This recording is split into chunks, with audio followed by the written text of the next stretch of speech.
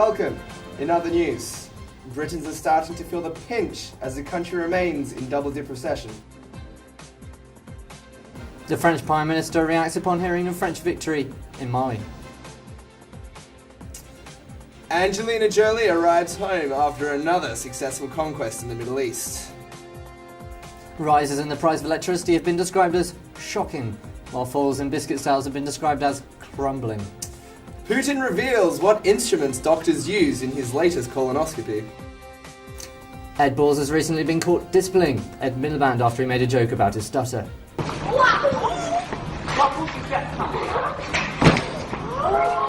And that's the news.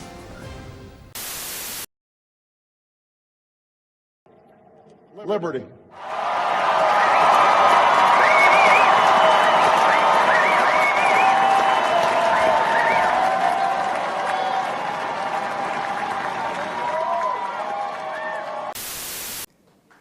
And now we go live to Andrew Seddon for his first formal address. Good afternoon, everyone. I'm sure you're all wondering why I've brought you here today. Well, it's with great pleasure that I announce the formation of the British Student Party. A group of like-minded young people, all of which hold vaguely unique qualities, which we're all told are widely accepted. Now, let me answer what I imagine is the question on the majority of your minds. Yes. Yes, of course. And of course, the opposite question, no. Not at all. You see, that's what makes us so appealing and interesting as a party. We have a way of instilling confidence without really saying anything at all. For example, I'm sure you're wondering where we sit on the political spectrum. Well, we don't see ourselves as a simple red or blue party. In fact, we sit as a rather crimson-purple party, teetering majestically on the fence of obscurity, whilst at the same time taking a firm yet interchangeable stance on the main issues. What should we do about the EU? Let's play it by ear. The economy? Well, I hear China is quite rich. Immigration? Come on in, but don't stay too long. You see, we have a unique way of delegating and avoiding the main problems of the day, to a degree that even the Conservatives and Labour are envious. Perhaps not the Lib Dems, but we're actively working to change that. After a long and strenuous meeting, we have come up with a slogan which we believe effectively sums up our party. Whatever you want.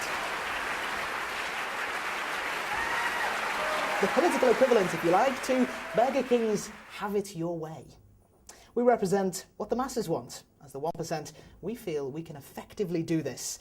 You see, just like the Whopper, we look very tasty. On the outside, satisfying in fact. But in the inside, we're devoid of nutritional value. And if you stick with us, your health system will inevitably suffer. We use Tony Blair's former government as our primary model. Now, if we have learnt anything over the past few years, it's the coalition government doesn't work. Unless we do not hold a majority, at which point the idea shows real initiative and forward thinking. We as a party commit wholeheartedly to this policy, and we will stick by it. We call it the Mick Model.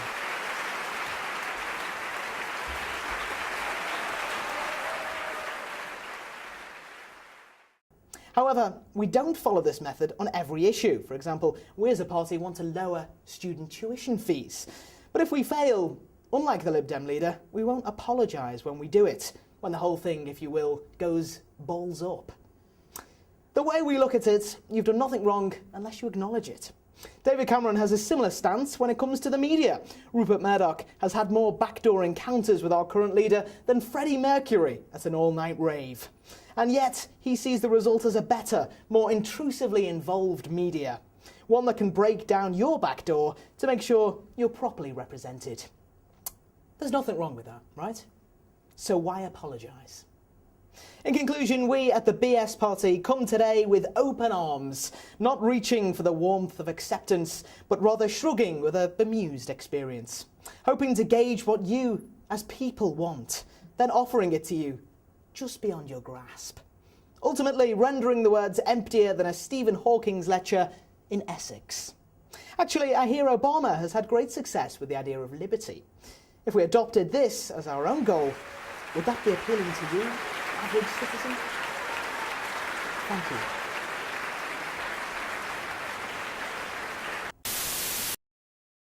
which needs a solution. I think it is profoundly misguided. I mean, Nick has talked, not tonight, but has talked about 6... Oh my God!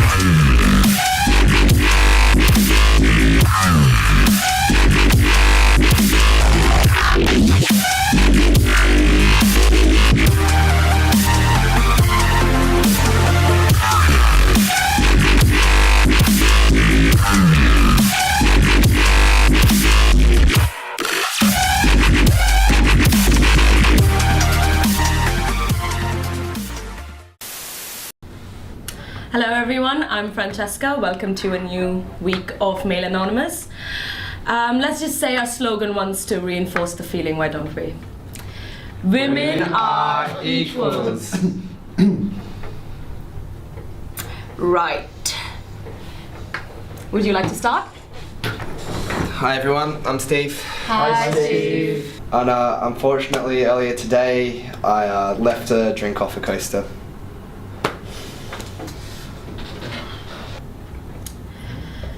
Right. Thanks for that, Steve. Hi everyone, I'm Rob, but my friends call me Matthew.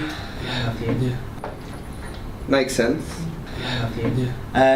So I've been a man for 20 years now, or 19, nearly 20, and I often do leave the toilet seat up on a regular basis.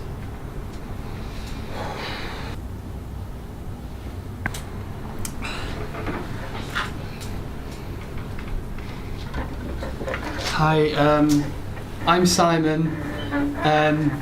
I asked my wife the other day to make me a sandwich, egg mayo and cress. Can I have an egg mayo and cress sandwich, please? Can you fuck?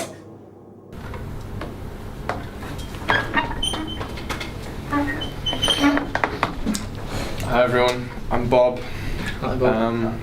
I've really tried over the years to kind of try and prove myself as a man.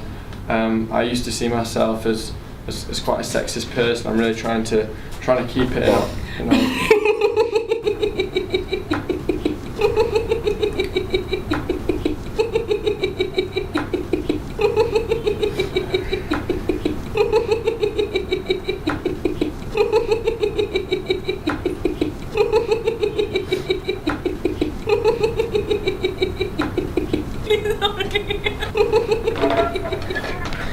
Well, Bob, okay.